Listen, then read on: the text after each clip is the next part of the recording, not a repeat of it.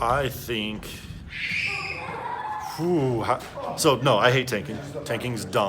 Ruins the product for fans, ruins the product for players, creates a bad culture in the NBA where we value this singular entity over the rest of the team. So we got WEMBANYAMA coming up, and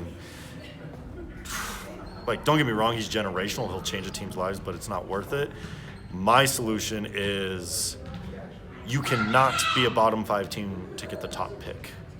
I think it should go to one of the middle teams. Reward them for still putting in that effort and not making it. So maybe you're one of the teams that loses the play-in round.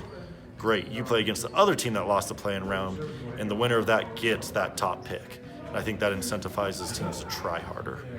I believe that tanking seriously hurts fair drafts, because if you tank and you lose on purpose, yes, you are hurting the fans, but you're also forcing the NBA to skew the odds so that the worst teams don't have as much chance to win the top pick. And when you do that, those teams become worse because now they're not getting the top picks. But if they never tanked to begin with, then they could have kept the top picks in favor of the worst team. So if everyone just gave an honest effort, the worst teams would get the best draft picks, and the league would be so much more fair. But now, since people are tanking, they force the league to do things like basically stack the Warriors even more through the draft, even though they're already winning, because the odds are now just whatever odds, because they needed to avert people from tanking. So that's a huge problem, and I don't know the fix for it, but there has to be a fix sooner or later.